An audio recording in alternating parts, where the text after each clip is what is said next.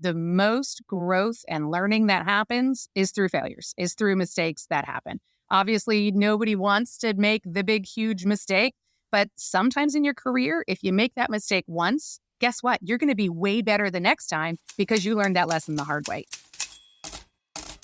Welcome to the Optimize podcast, brought to you by VisibleThread. We bring you the best and latest insights for everything from government contracting on topics such as BD, capture, proposal management, and business writing. Every series of Optimize is hosted by an expert in their field who brings their expertise and real-life experience to each episode. This podcast series is hosted by Ton Wilson, president of Entellect. Ton is a renowned GovCon influencer who has spearheaded business processes and bid strategies that have clinched contracts worth over $150 billion to her clients. She is a bid strategist, executive coach, mentor, Marvel and DC enthusiast, and self-proclaimed bourbon lover. If you enjoy this episode, please subscribe on wherever you are listening. Now let's join Ton on this episode. Hello, listeners, and welcome to another Optimize podcast. Today, we dive into the challenges of balancing entrepreneurship demands while embracing motherhood and family. As some of you who know me or have followed me for the past 18 plus years, I'm more than just the president of Entellect, but rather a fiercely vocal and loud lacrosse and sports mom to Henry, my 13-year-old, who is my mini-me. My life is a revolving door of sports and business travel, but I wouldn't change it for the world. We find ourselves weaving through many roles each day, from being a patient, or sometimes not so patient, nurturing parent, to transforming into a decisive, resilient entrepreneur. We wear many hats, and the transitions are nothing short of a well-rehearsed dance. Today, we'll talk to a phenomenal woman and industry expert, Martha Ellison, president and CEO of M923. She's a dynamo who has gracefully grown from being a client to a consultant, and now a revered colleague in my industry. As a mother of 5, Martha encompasses a spirit that doesn't bend in the face of challenges. Her story is not just one of entrepreneurship and motherhood, but of relentless pursuit, unyielding love, and a robustly holistic approach to success. So grab a drink, whether it's coffee, tea, bourbon, or wine. You never know what's in my Yeti. And take a moment for yourself and join us as we explore, empathize, and celebrate the unsung victories of every parent and entrepreneur. I know many of you listen will be nodding and seeing a reflection of your own stories and ours. So welcome to Two MVP Moms, A League of Their Own. So welcome, Martha, to our show. You and I have known each other for decades now, first as a client and then working together as a consultant, and now as a colleague and who I would call a really good friend. So tell us briefly about yourself, why you started your business, and the really inspiring name, M923. Sure. Well, first of all, thank you so much for having me on the podcast. It is a pleasure to have an opportunity to sit with you and talk about things that we talk about all the time in, our regular day-to-day life. I am Martha Ellison, born and raised here in Northern Virginia, where I have lived my whole life. I've never left. I'm one of the few who... True Virginians. True Virginian. There's not a whole lot of us. So career-wise, if I were to go back to the beginning, graduated college in the year 2000 and started working for a large government contractor very shortly thereafter. Really enjoyed my time, immediately went and found myself as a contracts assistant, right? You want to talk about starting at the lowest of the low. My first job was really as a contracts assistant for a large government contractor.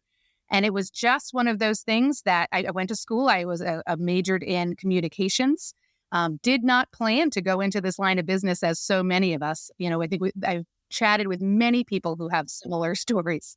So worked for the large business for about 6 years.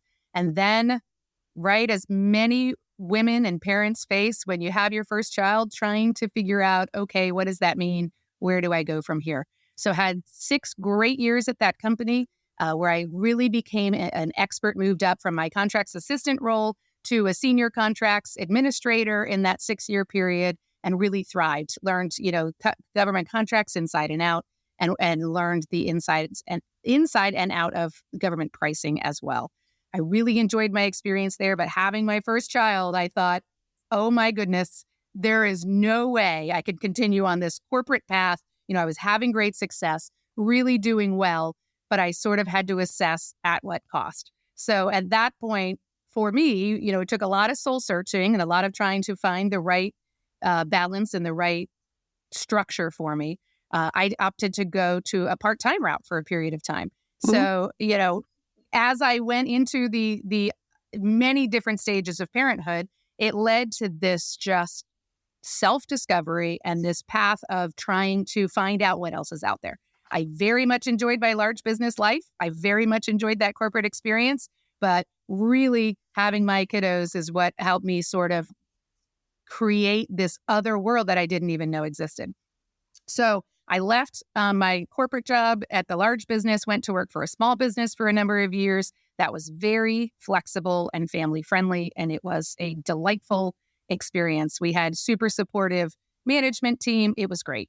So I think it was after the birth of my fourth child that you and I met back in 2013. I think it was like about 10 years ago, where I really started getting involved more in the consulting life. And I just loved it. As somebody who just really enjoys learning new things and new opportunities, it was for me from the moment I started it. Yeah. So that was sort of the path that led me to this new opportunity of, wow, could I do this myself on my own? So at that point, I had been in contracts management and administration and pricing for about 12 years. And that was when I decided to essentially start taking the leap to work for myself. Yeah, it's nice when you have balance and support. Not it only is nice when you have from a balance, and that's professional. the ever elusive thing for all of us to find, right? Yep. It's the never-ending quest for balance. So, before we get into our main topic of discussion here, because I've got so many different things that we want to talk about, and you and I have, I call you for a 10-minute quick conversation. It turns into an hour and a half later. So time flies when we really do get together. But, before we get into the main discussion, let's think back about, your college days. And I just celebrated my 30th college reunion this year, which I just can't even begin to fathom that. But how do you think those late nights and long days and nights of college kind of prepared you for your business, or did it prepare you at all? Well, I think, right, lack of sleep, that's one, right? Yes. The late all-nighters in college that we would do. Or I think probably what I really learned is I am someone who functions on sleep. I don't do well with not a lot of sleep. So Polar you would opposite of find me. I know. I'm the early morning one and you're the late night one always. But no, I was always the one in college that I was like, oh, it's 1 o'clock in the morning. Nothing good is going to happen. I'm just going to take a cab and go home. And my friends will be like, where'd she go? Because I needed my sleep. Party started beginning. Yeah. How about you? Yeah, no, I was the life doesn't start until 1 a.m. So, and it's still to this day kind of like that. So, the fun doesn't stop, because every day being a parent, it's like, waiting to see whether or not you're going to win the Powerball lottery. We live on the edge.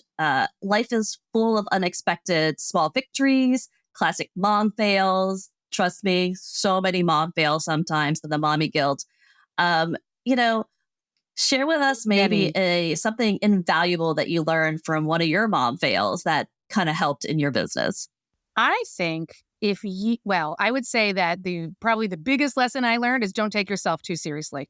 It really, at the end of the day, you're going to make mistakes. And that's just part of the process of being a human being.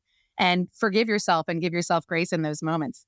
I can think of two specific examples that jump out at me. Things that, right, mom fails that you learn that then carry over into the A, not taking yourself too seriously, or B, just really being your authentic self, which is very important to me. I remember one of my kids, I remember exactly, it was my son Cooper, who's now 14. It was the day before his first day of kindergarten. I was pregnant with my fifth, and I got a call from the teacher the day before to introduce us and to give us very clear instructions of, this is the sticker you need to put on his bag. I can't remember I think it had been mailed to us. And so put it on his bag so we know how he goes home the first day of school. Literally the day before. Okay. And I was like, great, I got this, no problem. I'm Well, all guess over it. what did I forget the first day of school? I completely forgot to put this tag on my kindergartner so that he knew which bus to get on, so they knew how to send him home.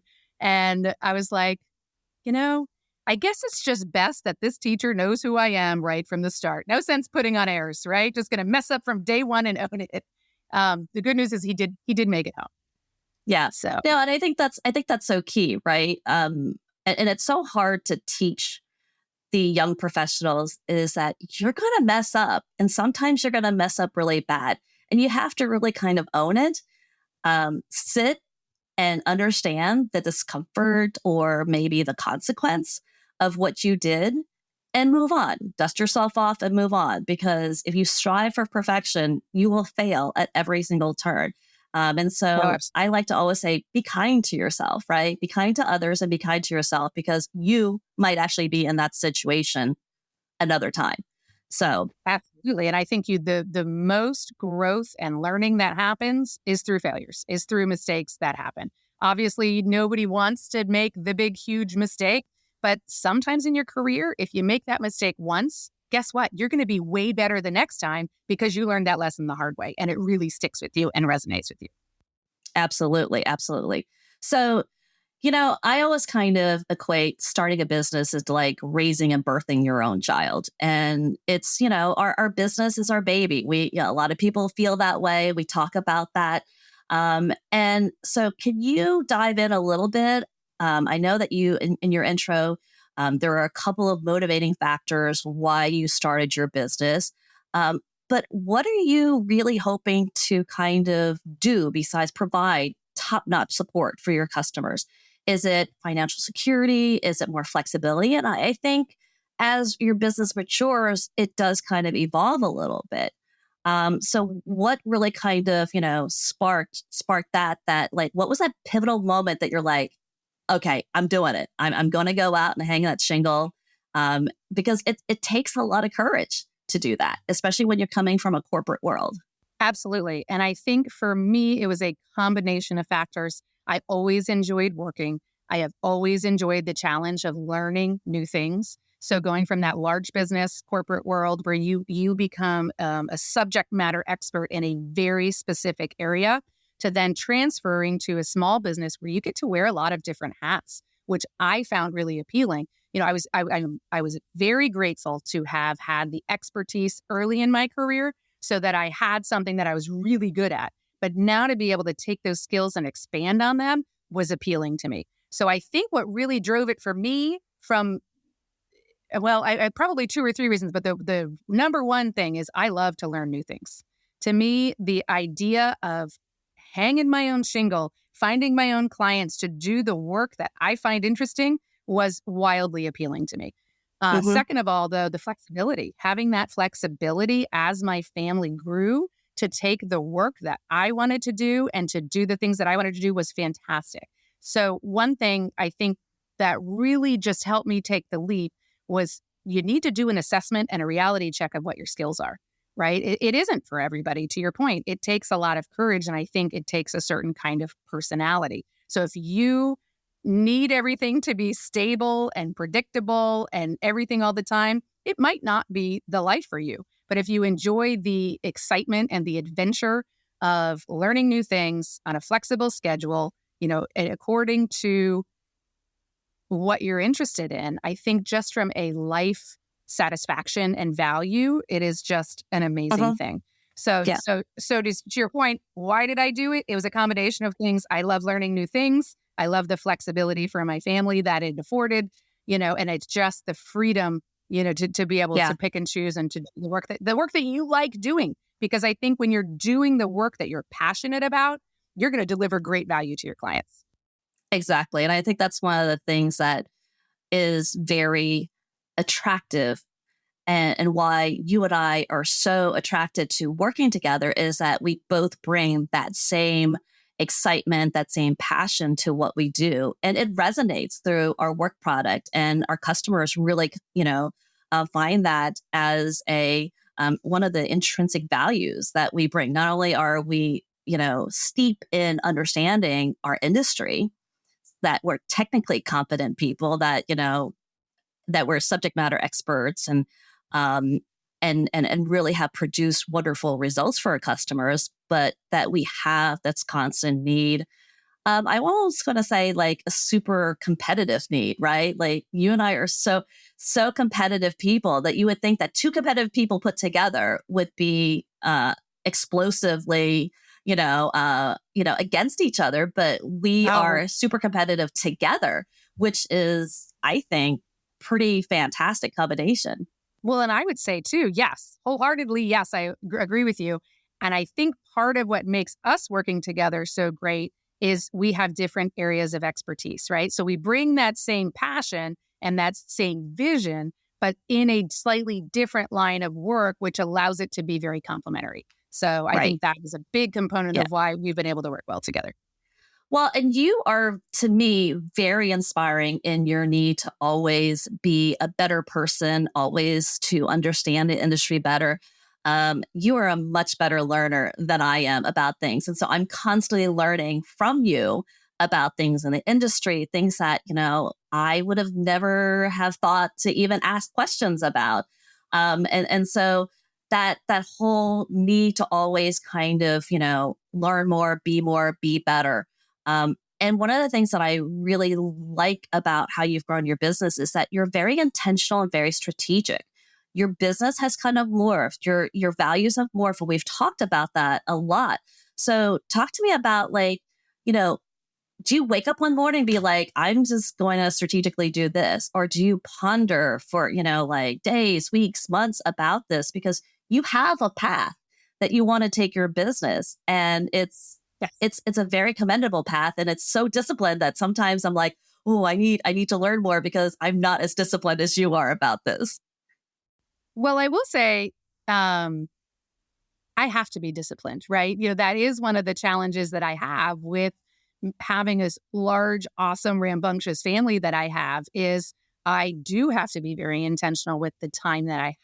So it is very important to me. Each year I'm mapping out, okay, what are my goals for my business this year? What am I hoping to learn?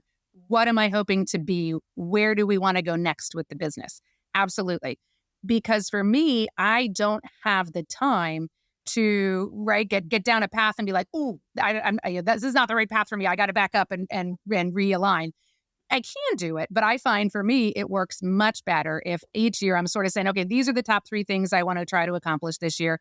And yeah, I think discipline is a huge component of it for me.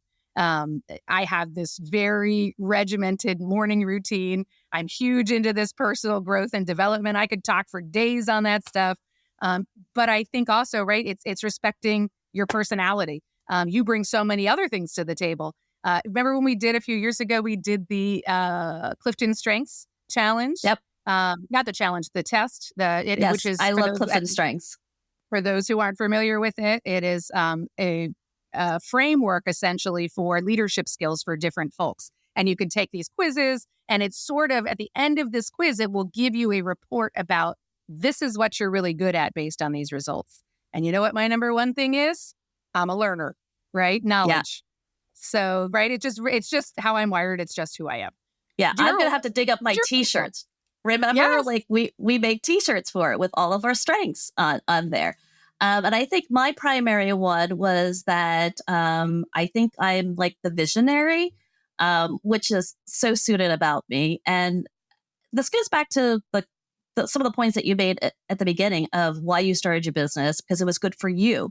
And I think that's really kind of one of those really important things is that we all kind of come to this life of being an entrepreneur, a business owner, a parent, or whatever, for so many vastly different reasons. But staying authentic to your goals, your dreams, what, gets you out of bed every day, what really kind of drives you, what your passions are, is really kind of important. And to not let other people influence your business decisions and your personal decisions so much that you're not living your authentic best life. And so there had to have been influential moments. And I know that I've pressed you about like, oh, Martha, we need to do this. Because, I'm always coming up with new initiatives, new ideas. And for me, my challenge is to kind of really kind of contain that and put some reins on it and stay focused sometimes on things. But I've pressured you, and I know that there probably have other been people too, spouses, family members, your children. Oh my God, the mommy guilt alone about, making changes. How have you been able to manage that challenge of being authentic, strategic, and intentional when there's so many other external factors that kind of, impact all of that? It isn't easy, Yeah. with the best laid intentions. It is a daily intentional choice. As I mentioned earlier, I have this crazy morning routine that I've been doing for about 5 years now, probably around the same time. Actually, probably Yeah. even before I started my business, I think I was doing this, where I am setting my intentions. I am actively thinking about it on a daily basis, right? I think for me, keeping my life ordered in the way that's important to me allows me to be my authentic self. So whether it is, if you believe in a higher power, for me, it's God first, and then my spouse, and then my family, and then my friends, right? And then work. And it doesn't mean that work never is the top priority of the day. It just means I'm doing that check-in on a daily basis. It is this is who I am. This is what I'm going to try to focus on, right? I might write down one day, if I'm going through each of those to keep them in order, I want to make sure I hug my kids every day, each one of them, and tell them I love them, right? Something like that just allows me to keep all the right things in the right order. It isn't easy, but I try to make it a daily intentional focus of mine to sort of stay on track. But going back to something that you said before, right? I think one thing when you were asking me about starting my own business, one component that I skipped that I think is very important, I mentioned assessing your own skills and whether you think you'd be suited for it. The other piece that helps you get the courage to do it, frankly, is to find a mentor, right? For me, we've talked about this before. You were that mentor for me that really was just, you had been, you're finding somebody that's sort of a few years ahead of you, that's done what it is that you want to do. So you can sort of look and say, well, I can see how it's done, right? Then you can sort of envision yourself doing the same thing. So I think we had numerous conversations along the way where I was sort of dabbling in independent consulting, and you were very encouraging, and you were just do it, just go do it, right? And I think having that friendship and that mentorship, somebody who is just a little further along than you are, who's done it, was a huge jump in the right direction. So thank you for I that. appreciate that. You're very welcome.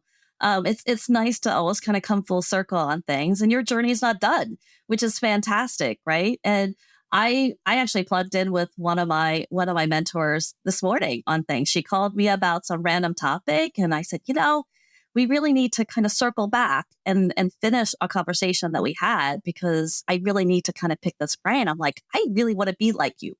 When I grow up. And so I have goals, and I still have things that I kind of want to do, even though at the present moment, it's so much fun kind of doing what I'm doing, because I feel like, I'm going to be in the moment. I think the hardest thing, especially when you're in this business, is to kind of stay present. And a lot of things that what you said is really kind of what I equate to being present, being in the now. And I know that, John, my husband, has said this to me many times. We've gone through every evolution of, I hate the fact that you have your own business too. This is fantastic that you have your business. It's a love-hate relationship with spouses and children about your business. And that it's so much of me because we put so much of ourselves, into this. But staying really grounded and having your family, and especially your spouse, to really kind of say, be present, be with me, be now. And that was really, really difficult for me. That was one of the challenges that I have, because I so enjoy being out there. I so enjoy what I do. And that you have to realize that, why am I doing this, right? Am I doing this? Obviously some of it is for self-fulfillment, for, there are certain things that I need to do for myself, that not only, I am more than just a spouse. I am more than just a mom, that this is something that is for me. And I think sometimes, especially women in particular, we feel very selfish when we do things for ourselves. And we can't. We have to take moments, you run and do other things for yourself. Me, I probably should run, should walk, should be more active. But me, I'm all about a good glass of bourbon, binge watch a couple of reality TV shows, different things like that. That's kind of how like I unplug because I'm always so on the go. I'm always so engaged with other people. It's nice to just kind of be quiet Sure. and be with my own inner thoughts for a while, which is I think a place where it took me a while to get to that point though. Sure. And so let me ask you a question. So were there times where you were traveling so much where your spouse brought it to your attention, you're like reevaluating and sort of like, okay, that makes sense. I'm going to kind of course correct. Yeah. It's never when I travel. And I think it's because, and I don't know if it's like this with you guys, but when I travel, Henry has a very different relationship with John. And so I think it's a good thing for me to kind of extract myself so that they know how to operate without me, right? Yes, I am the bane and like of Henry's existence sometimes. It's like, mommy is to blame for this, right? I can't find this. Right. Yeah, I can't find this because mom did this. Or I had a mommy fail thing too, while I was gone. Apparently Henry couldn't find something for one of his games. And I was like, oh, God forbid, he should not be as well equipped. Like he couldn't find his jersey or something for a game. And I was 3 time zones away from him at the present moment. But somehow I was going to be able to recall exactly where it was and why he didn't have it at that time. And so it's not when I'm away. I think it's more when I'm home. And I think when you're home and you work for yourself, there's a difficulty of understanding that there's a boundary, that there's a line, there's an expectation that even though I'm physically present, I can't mentally always be present at that present moment. And so I think that's probably the biggest challenge is when I'm close by and I'm really not close by. I'm a little bit, removed. Yeah, at that time. Totally makes sense. Well, I think to your point, right? I think that is when I'm saying like on that daily basis, you're doing that check-in because it's a course correction every day, right? It's to say, hey, you may talk to your partner and you guys agree. Like for me, these are conversations that happen in my house all the time. I've got this new client. Here's what it would mean. Here's what it would look like for our family. Do we think this is a good idea? Those are regular conversations at our house, right? Because I'm trying to keep everything ordered. And there are times when, thankfully, my husband's a huge supporter and it's absolutely go do it. And if he needs to cook the dinner, he will. If he needs to pick up the kids, he will. I think all of that. But I think, right, it's doing that check-in and that constant reassessment of, am I on the right path? So I might set goals on an annual basis, but then I'm reevaluating them all the time. Does this still make sense for our family? Does this still make sense today? Does, continuing to grow the company and try to hit these goals make sense? So it's a constant check-in and reevaluation, but totally worth it. Yeah. So it's a delicate balance, right? Again, we go back to balance. If one part of our life is out of balance, so is the other part. And so I think in this, and you know me, I'm a huge techie, but in this world of high technology and everything moving at the speed of light and being able to do this and do that, this whole fallacy of being able to like have it all and do it all. I don't buy it. I've never bought into that. Just because something does fall off. You can't keep all of this juggling at a subhuman kind of level. So do you think it's a myth or a reality, or is there a way for us to kind of like have it all? So I think it depends on how you define have it all, right? And I think that's as individual to each person as anything can be. So I think in terms of having it all, if it means that I am sitting down and mapping out the life that I want and the goals I want to hit, yes, I do think that you can have it all.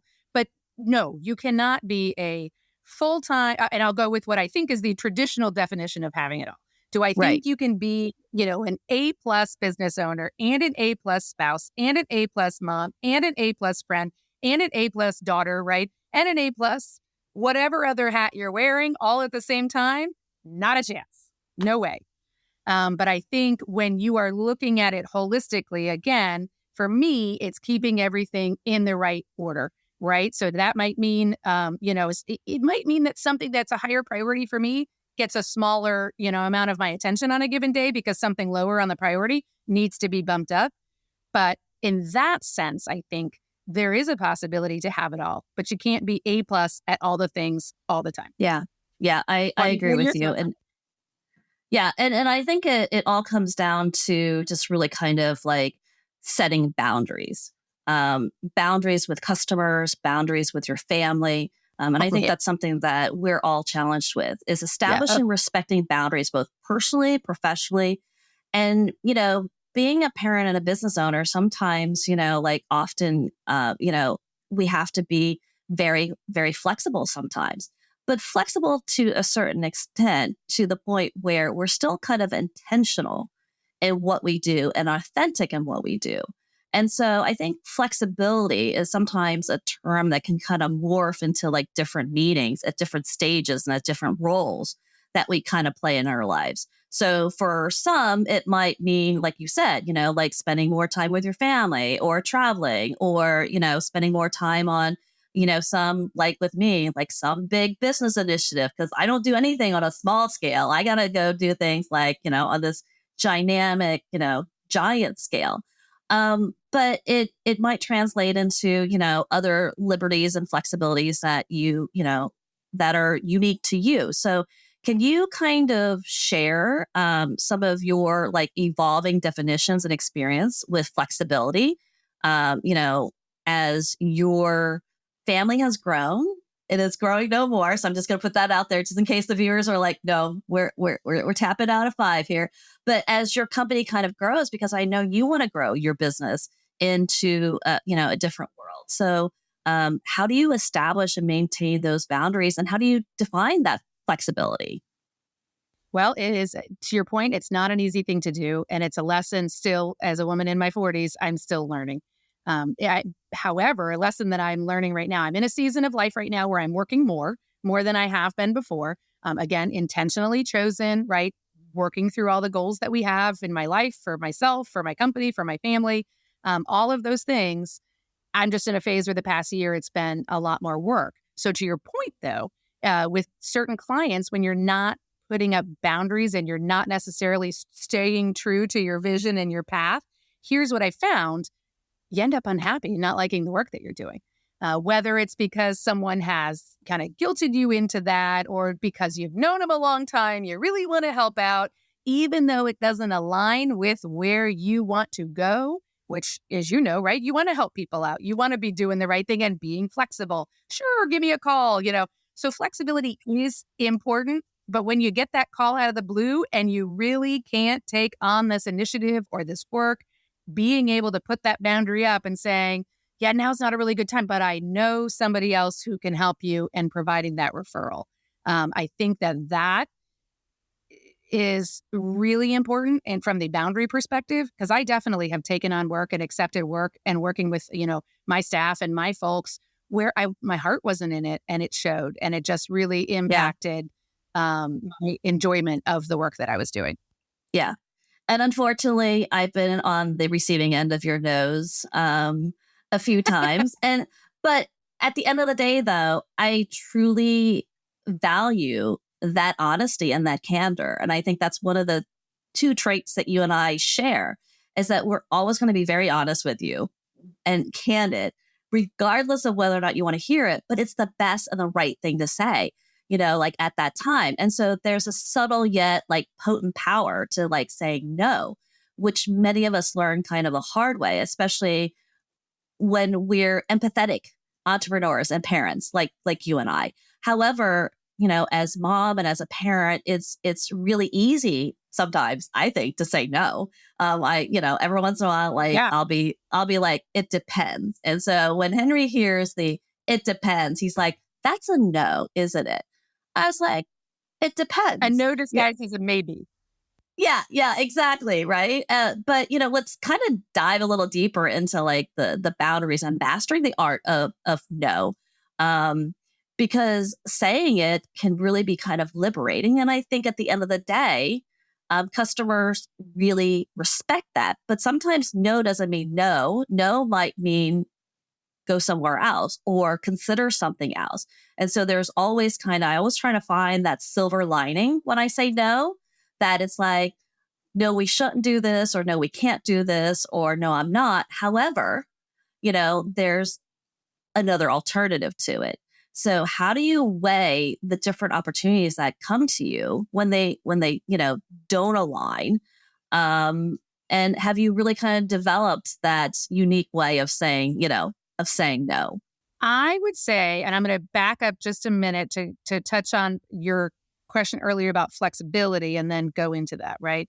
So sort of my process in thinking through all of these things, right? I set goals for the year and then I'm taking on new work or growing in alignment with those goals. However, right, as I mentioned, reassessing that routinely allows you to remain flexible. So to your point, if opportunities come up, I can then take that in and say, well, these are my goals. This doesn't exactly fit, but here's why that could make sense. So I took on a job right now that I hadn't planned for necessarily, but I have a nonprofit that is on my list of things that I want to start here in the short term. So that is in my mind and where my path is headed, which I'm very excited about.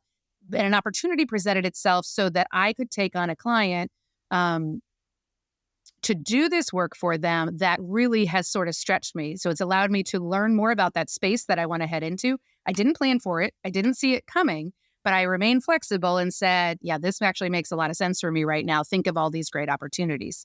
Again, being flexible took the job, but now what does it mean? It means right now I'm working more, as I mentioned earlier, than maybe I had been or had intended to at this particular juncture in my life. But again, assessing, looking at your goals, being flexible, adjusting, saying yes to that opportunity. Now, it's been a great opportunity for me, but it also means, to your point, now I'm getting some calls about some other work. My team is mostly maxed out right now, and I'm having that great discussion of, is now a growth period for me, right? So Yes. Is it, can I put all my attention on these things that are my goals and grow right now? And maybe the answer right now is not yet. Right? Not yet. So no, not right this second. Let's reevaluate and reassess maybe in 2 or 3 months. But yeah, trying to say no and put up boundaries in the business world, it's tricky, especially when it's somebody you've known for 15 years who calls you up and they're like, you're the best person I know for this. I really need you. And to just, I always try to find somebody on my team. We always try to juggle and make sure we can accommodate it. However, it doesn't always work. And I think one of the most awesome things about that, though, and something I know that you can relate to, is you find this network of really amazing people when you jump into this entrepreneurial world. At least that's been my experience. And I think that is, quite honestly, one of the best hidden blessings out of this whole experience in the first place are just the amazing people that you meet, right? The just people in all areas of expertise. They might even do the same thing that you do, similar, work. But what I've found is there's enough work out there for everyone. Everyone, if you're good at your job and good at what you do, there's enough work. So I don't have to do all the pieces. If it doesn't make sense or align with my goals right now, I can say no and say, but I know this really other amazing person that can, or company that can fill in for this gap. And right, we've done this where I can't take this right now. I'm going to refer you to them and vice versa. And it just creates this beautiful ecosystem that I never would have known existed if I hadn't taken the leap and jumped into entrepreneurship. Yeah, no, I love my people, my peeps, as I like to call them. So yes. Absolutely. You need a good network out there. So, closing out our conversation here, this has been so fantastic. But, being a boy mom, I am a huge superhero fan. And so I've got a couple questions for you. So if you had a superpower, what would it be? Oh, and if you can tie it to an actual superhero, you get bonus points for that too. Okay, well, I'll tell you, because I did so I'm part of the National Contract Management Association, NCMA, and last year I spoke at one of their conferences in the leadership chapter leaders pre-conference conference. And they had us choose a superhero and a superpower. And this one really resonated with me that would apply in your business life, right? So I'll go there with, because while I think flying would be super cool, I'm not going to lie, I think I don't know how practical it would be. I can't put 5 kids on my back and, go fly off somewhere. I love the one of, have you seen Encanto? Yes. So the cousin Dolores from Encanto. She's the one with the super listening skills. Okay. Oh, That one for me as, right, a mom of a lot of teenagers right now, and as a business owner, right, just that yes. ability to listen and listen well and to hear people. I think that is such an important superpower, frankly. But flying is cool, but I think I'd go with that. Yeah. How about you? So I don't think Dolores is an actual superhero, but that is a superhero power. Superpower. Yes, yes. So, I think it depends on like the day and what challenges I'm currently facing. But I think I want to be Doctor Strange right now. So Doctor Strange is really kind of cool, right? He's got Okay, like a couple of actually, he's my favorite of all the Marvel movies, right? I like Doctor Strange. yeah, he's a hard pill to swallow. He's a little quirky. He's got a little bit of a dry sense of humor. So I think I'm gonna pick Doctor Strange. I'm feeling a Doctor Strange kind of way right now. So Okay, but why? What is it about him? um I I think it's just the him to be able to kind of like travel to different dimensions and to kind of see things, because I see and plan things in a 3-dimensional kind of way. So I'm Hello? always kind of looking at things from like a chessboard. If I Okay. do this, then this impacts this. But if I go back and tweak this and do it this way, then that would, be able to help me succeed here.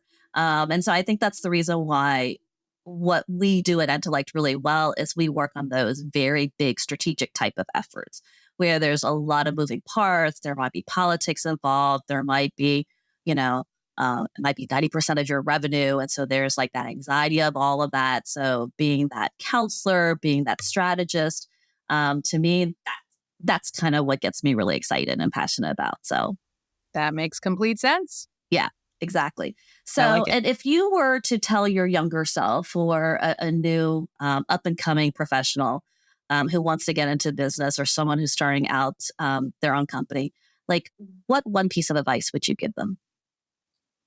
Oh, There's so many.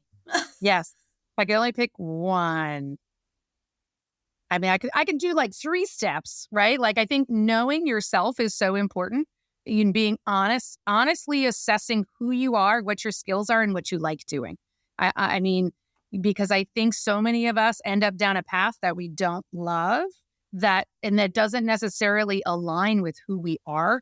That when you can really, whether it's through coaching, whether it's through, just personal assessment, knowing who you are, what your skills at, and what are the things that bring you joy in your life, and so that you can kind of set your life up to do those things, to do more of those things. I think you'll find success in your personal life and in your professional life, exponentially. Exactly. Exactly. So, well, this was like a fantastic conversation. There's so many takeaways.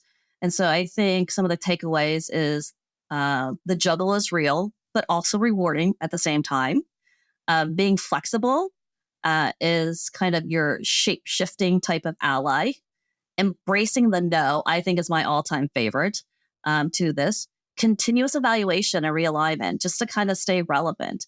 But then being able to kind of morph not only your expertise into just kind of like being your authentic self, which I think is really kind of difficult sometimes, that we all kind of have challenges with. Absolutely. Absolutely. So before it's all an we adventure, sign, and I would agree with all of it. right. And so before we sign off, I'm going to play like a really quick round of rapid riff with you. Like I love to riff. Being scripted is something that I super hate. So if you ever want to, cage me, just give me a script and say, you got to follow this script. So, but like, let's riff off. Let's do a rapid riff off. So I'm going to say, I'm going to ask you a couple of questions, just one or 2 words in response, and we'll just kind of like blow through this real quick. So what's your antidote for stress? Exercise. Knew that one. It's like we could play like the newlywed game. Like I know the answers before you're going to say it. What's your thought when you wake up in the morning? Or better yet, what was your thought when you woke up this morning? Oh crap, I have to do this podcast. I'm really excited about it, but I'm like, right? I was telling you earlier how I was trying to prepare and read through, and my house was utter chaos. I had kids over here playing chess, which you think would be a quiet game, who are like screaming and wrestling each other. And then I've got my husband is playing Alphabet Go Fish with my youngest, and they're like laughing hysterically. My 15-year-old daughter's in there messing with the kids playing chess. So I did not get to prepare as much as I would have liked to, because that's my reality. So that was my thought when I woke up this morning. I think that was more than one or two words, but I will allow it. How about oh crap? Yeah, there you go. And I already know this one, but are you a morning person or a night owl like me? Morning person. You should try the dark side every once in a while. Try it every once in a while. They literally can't stay awake. So in our house, the arrangement is this. I will drive any kid anywhere, right? And I've got 3 teenagers now. I will drive them early up until like 9 o'clock. And after that, I'm like, you got to do it. I'm out. So yeah, no, not a night person at all. That's funny. Yeah. In our house, it's the same way. So John's got the early morning football practice. He's got the early morning tutoring sessions. I'm like, I have no idea what 8 a.m. looks like, nor do I really care to find out what 8 a.m. looks like. I'm like 5 a.m. Yeah, no. Like, I know you've seen like emails from me as you're waking up that I had just sent to you before I went to bed. So don't expect a prompt response from me. 2 a.m. And I know you haven't gone to bed yet. Yeah, no. So and I know you don't do this very often, but what was the last TV show that you watched? I don't watch a lot of TV. Let's see. I am late catching up on Only Murders in the Building and Ted Lasso. Oh, Only Murders in the Building. That is a hit show. I have not seen this new season yet, so no spoilers. I think I'm on season 2. I'm behind. Okay, so you'll have to catch up. I won't ruin it for you. And I know that we talked about this during the pandemic. And I want to see whether or not it's the same answer that you're going to give me this time. But what city would you live in if you left Virginia? I think I'd go to Colorado, somewhere in the mountains. I think. I knew it. Yes, because I talked about moving to a ski resort for the year. I was like, yes. I can't stay here if all the schools are shut down. We're going somewhere else. But then, yeah, it worked out. I didn't have to move. Yes. No. So, well, anyways. Where would you live? Where would I live? I'm living it right now. So, being an expat for the last year and a half, I am truly a Texan. I have come to realize that my heart is here. The people in Texas are my people. I am more relaxed. I enjoy life a whole lot more. I don't know if it's because Henry's older or if it's because the weather's warmer. I'm always in a t-shirt, flip-flops, and shorts. So that is my everyday life. So I think awesome. I'm actually where I need to be. That's fantastic. Well, we miss you here, but I'm glad you're happy there. Yes, I miss everyone too. So this has been fun, so informative. We've wandered through so many intricate lanes of entrepreneurship, parenting, unearthing treasures hidden in our challenges. We've shared some funny stories and insightful stories. I want to express a huge heartfelt thanks to you, Martha, for generously spilling the beans on your journey and your passion. And there's no doubt that I know our listeners have pocketed a few nuggets of treasure to kind of ponder on from today's chat. But our conversation isn't merely like a cascade of tales. It's like a crafting of community, like you said. It's a journey where each parent, entrepreneur, and everyone can kind of look in the mirror and reflect our own journeys and victories and a lot of these hurdles and discussions that we've had today. So cheers to the chaos, unplanned joys, and to those silent, cherished victories that we cheer in our hearts and on LinkedIn. But channeling the spirit of Helen Reddy, remember, we're strong, we're invincible, and we're women, juggling and navigating sometimes precariously, trotting through the tightrope of life and business. And isn't it a splendid spectacle when it's unforeseen trips and agile recoveries? So that's a wrap, folks. Keep sharing, sipping, and strategizing. And remember, the secret ingredient is genuine connections and a glass of bourbon infused with a generous splash of wit. I love it. Thank you for having me. And that wraps up this episode of the Optimize podcast. A big shout out to our amazing host, Ton Wilson, and our guest, Martha Ellison. Optimize is brought to you by VisibleThread, the language analysis platform that helps you improve the efficiency and compliance of RFPs, contracts, and mission-critical business writing. Using VT Writer and VT Docs can be game-changing for efficiency and compliance in your documents. For more information, visit VisibleThread.com. If you enjoyed today's episode, please subscribe, rate, and review us wherever you are listening. Stay tuned for more insightful discussions on the Optimize podcast. Until next time, thanks for joining us.